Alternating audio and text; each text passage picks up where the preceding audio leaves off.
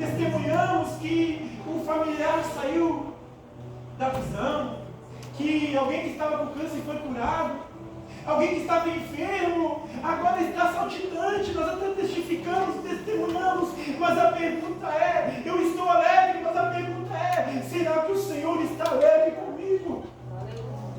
Será que Jesus está alegre comigo?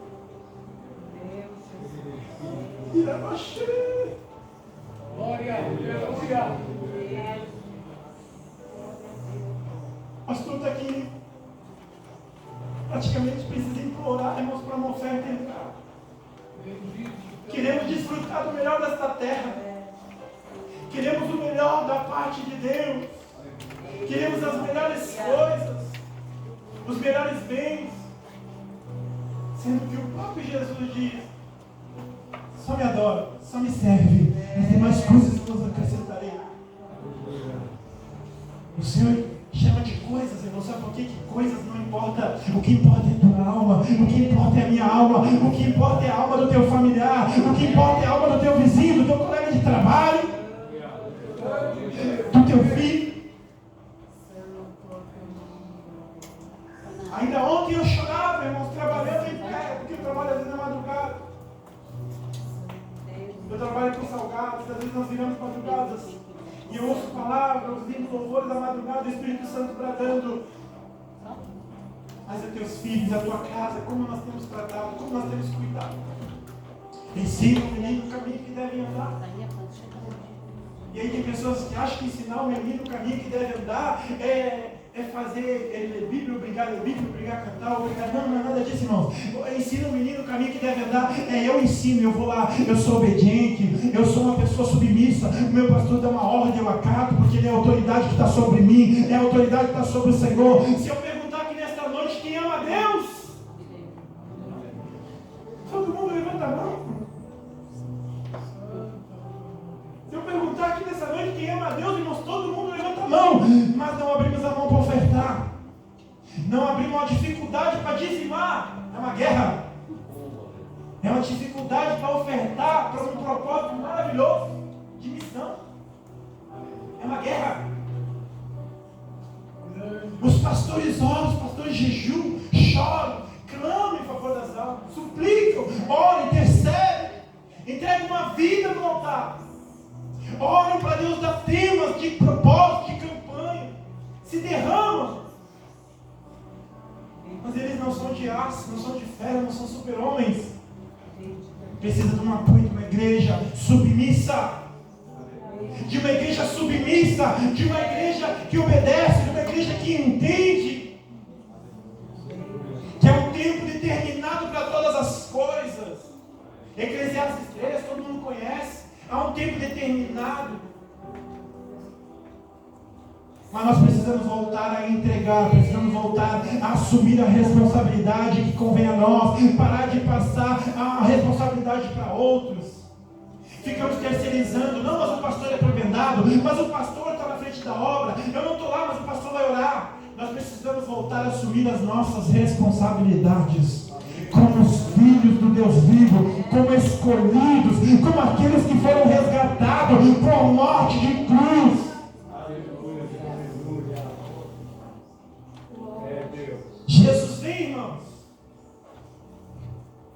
E não bastando, Jesus vem, Jesus ensina a todo tempo. Jesus se compadece do leproso, abraça o leproso. Jesus vai de encontro ao cego. Jesus vai de encontro ao paralítico. Numa certa feita, irmãos, o Senhor envia os seus discípulos e eles vão na missão.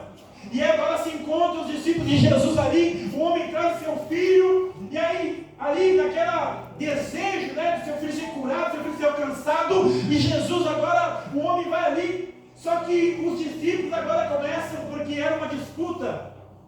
Eram os discípulos de Jesus trabalhando e os escribas e os fariseus ali, né? De olho, o que vai acontecer, o que é isso, como que é, acusando, apontando. E nessa feita, no certo confronto, eles não conseguem operar o milagre, sendo que Jesus entrega toda a autoridade. E eu já vou chegar no detalhe. E aí Jesus chega e vê todo aquele alvoroço, e ali Jesus vai dizer, mas Até quando? Até quando? Jesus dizendo, eu não vou ficar aqui por muito tempo. Até quando? Vocês covardes, medrosos, vão dar ouvido a Satanás? Ou vão voltar a dar ouvido para aquele que te criou, para aquele que te chamou? Ou vai voltar a dar ouvido para aquele que te escolheu para uma grande obra? Jesus ainda afirma na sua palavra dizendo, porque eles ficam ali deslumbrados. Quando eles saem da missão, coxos andam, os cegos veem, e tudo acontece. Quando eles retornam maravilhados com tudo que aconteceu, com uma autoridade que não é do homem, mas a autoridade que Jesus, sobre o nome de Jesus, expulsarão os demônios, curarão os enfermos. Eles voltam maravilhados da missão. Quanto tempo tu não vai para uma missão? Quanto tempo tu não pratica uma missão? Em nome de Jesus. Aleluia. Sabe o que Jesus vai dizer? Olha, eles maravilhados, os discípulos de Jesus vai dizer assim, olha, vocês, quando Jesus operava os milagres, as maravilhas, os prodígios, eles se maravilhavam. E aí Jesus vai dizer para eles, olha, calma aí, não se espantem. Se vocês crerem, se vocês tomarem posse da autoridade que eu entrego a vós, vocês farão obras iguais a estas, e outras ainda maiores. E esse versículo que é, eu sei que esse é de Deus, é uma igreja que lê a palavra. Glória. E outros maiores que essa. Sabe por que Jesus diz isso? Olha, vocês viram milagres, vocês viram maravilhas, viram prodígios, mas ainda vocês farão coisas maiores em meu nome. No nome de Jesus. No nome de Jesus. Sabe por quê, irmãos? Porque Jesus estava dizendo, olha, meu ministério, meu tempo aqui é pouco. Porque quando Jesus atinge a idade ministerial, que ele começa o ministério, seu ministério durou pouco tempo. Jesus está dizendo, olha, o meu tempo é curto aqui. O meu tempo é pequeno. É forte que eu vou falar. Quantos anos tu tem de ministério? Jesus estava dizendo, olha, o teu ministério vai ter mais tempo, você vai poder fazer muito mais, em meu nome. Vocês farão muito mais, porque o tempo de vocês vai ser maior. Vocês terão mais tempo, eu estou agraciando vocês com vida, e vida em abundância. Aleluia!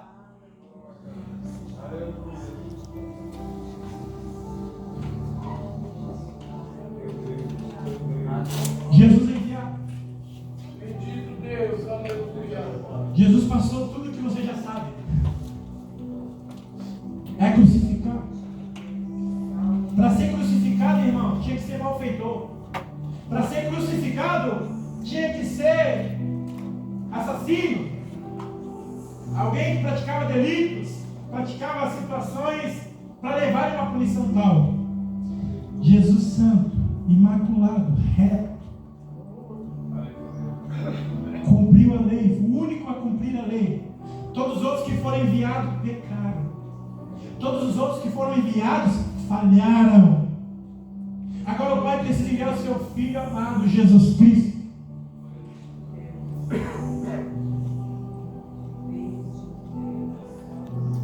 Só para completar, irmãos. Quando eu falo que nós nos envergonhamos do Evangelho, que nós nos envergonhamos, às vezes não conseguimos falar para o vizinho do amor de Deus, por quê? Porque estamos em contenda, porque estamos em dissensão, às vezes não temos ali moral para falar de Jesus, porque às vezes nós temos um testemunho dentro da igreja, nós somos vistos por fora, mas aqui está um que conhece por dentro. O pastor até vê aqui na horizontal, mas tem um que vê na vertical e diz, ei, cabecinha, tu está saindo do caminho. Porque Jesus vê todo mundo igual, porque ele olha de cima, ele olha assim, cabecinhas, umas desviando do caminho, outros buscando vir para o caminho, outros buscando escapar do caminho. Jesus olha de cima. Nós vemos por aparência. Mas aqui nesta noite está alguém que conhece a necessidade da obra, que conhece a necessidade da igreja. Certa feita, uma mulher, uma viúva dos profetas, se encontra numa situação difícil. E ela vai de encontro ao profeta. Porque às vezes nós temos que nos humilhar, descer, e entender que ainda existe profeta em Israel. Às vezes nós esquecemos que os homens de Deus que estão aqui são homens do Senhor, foram escolhidos, o teu pastor foi escolhido por Senhor, não importa o tempo, o teu tempo, é o tempo que o Senhor escolheu para estar aqui. Às vezes saímos se abrindo para quem não merece e deixamos de falar com pessoas espirituais. Porque vergonha, nos envergonhamos. Tem situações que nós precisamos nos abrir nosso coração, não para qualquer um, primeiro para Jesus. Esta mulher estava numa situação, irmãos, complicada. Os credores vieram para levar o seu filho, escravo. Ela vai ter o profeta. Aí o profeta vai dizer, e essa passagem você já conhece, ela vai ver o que tens. O que ela disse? Um pouquinho. E olha. Só que esse óleo, irmãos, o significado do óleo é unção. O significado do óleo, irmãos. E quando nós falamos de unção, e tem um versículo até que vai dizer, né? Com óleo precioso que vem sobre a cabeça, que escorre sobre a barba de Arão. Poderia dizer que escorreu no rosto, poderia dizer que escorre. É que unção não se mistura com carnalidade. Carnal é carnal, espiritual é espiritual. O negócio é sobre a cabeça e escorre sobre a barba. Não tem intimidade com carne, não. Porque espiritual é espiritual e carnal é carnal. Esta mulher chega e o profeta diz o quê? Vai com teus vizinhos, pede vasos emprestados e não poucos. Irmãos, até para pedir vaso emprestado tem que estar de bem com a vizinhança. Tem que estar de bem com os vizinhos, porque senão tu vai pedir o balde e te joga a vassoura. Vai pedir o balde emprestado e diz, tu me pedindo balde agora? Está entendendo, irmãos, a situação? A palavra de Deus hoje é, irmãos, para que nós possamos voltar a compreender qual é a boa e agradável vontade do Senhor para mim e para a tua vida. Aleluia. A missão é necessária. O ID é necessário. O Senhor não me chamou e não te chamou para ficar sentado nessa cadeira, nesse banco, nessa cadeira confortável. O Senhor nos chamou para o ID, para falar de Jesus aonde nós andamos. Claro que às vezes nós precisamos esperar uma oportunidade, porque às vezes é uma pessoa difícil, é uma pessoa que não dá entrada, é uma pessoa que sabe, aquele momento que Deus prepara e coloca a pessoa na tua frente, numa situação que às vezes Deus vai permitir. Por quê?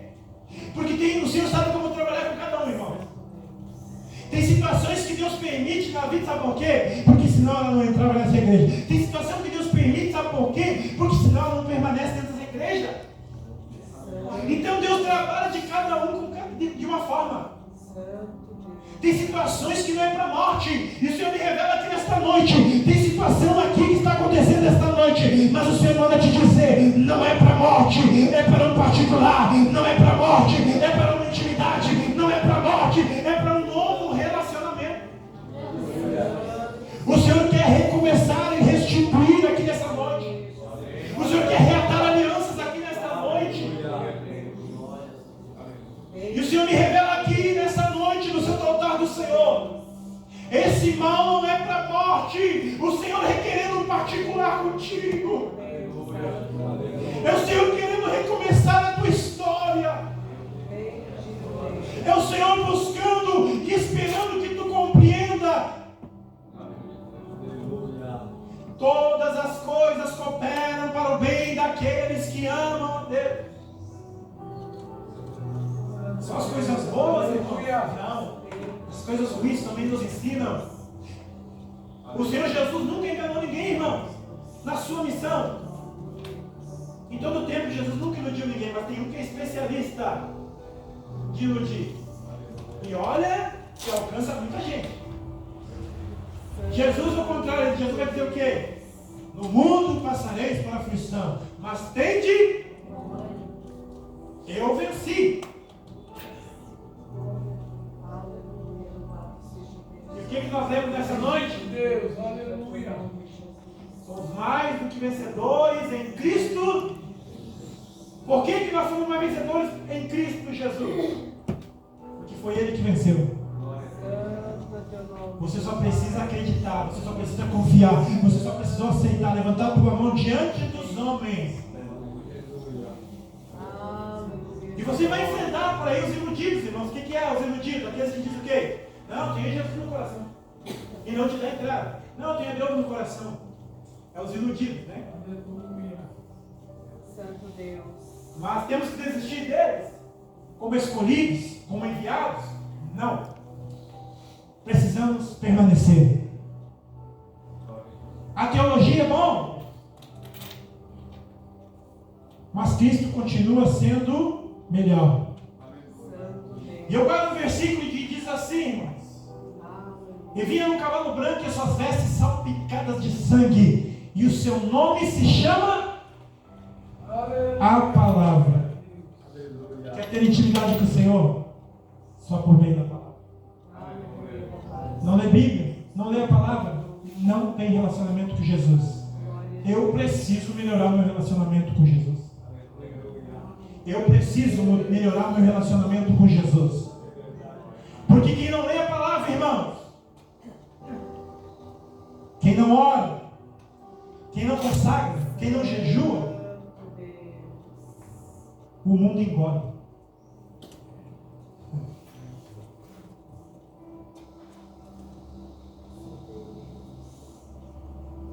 O mundo, irmãos, está aí, cada dia, como falaram aqui nessa noite, eu não sei se você estava atento, cada dia é pior. Eu vim aqui para te dizer que tudo vai melhorar. Não, eu não vim aqui iludir ninguém. Eu fico com a palavra. No mundo passareis por aflição, mas tem de bom ânimo. O povo de Deus passou pelo deserto, de noite, frio insuportável, de dia, calor insuportável. As suas vestes não rasgavam, as suas sandálias... Aí, meu, que crescia no pé, a roupa crescia no corpo. Esse é o poder do Deus que tu serve. Talvez você não se lembrava mais, mas esse é o poder do Deus que nós professamos. É o poder do Deus que eu sirvo. Amém. Aleluia. Jesus ensinou. Jesus encaminhou. Jesus, ele é crucificado. Já vou encerrar. Jesus é crucificado. Jesus morreu na cruz. Nem a morte venceu. Entrego a ti, Pai, o meu espírito. Venceu a morte. Jesus agora é sepultado.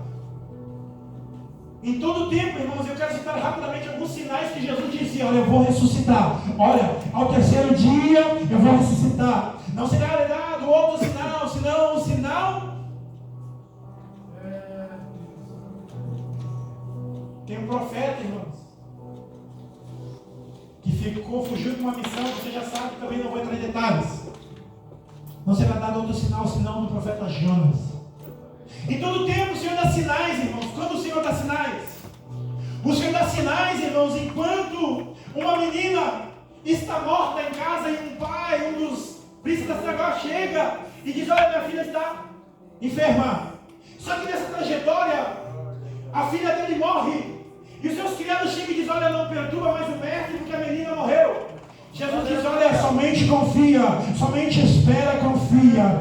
A tua filha dorme. Jesus chega e dá o primeiro sinal que ele venceria a morte. A filha de Jairo ressuscita na sua casa. O segundo sinal que Jesus dá: agora tem uma viúva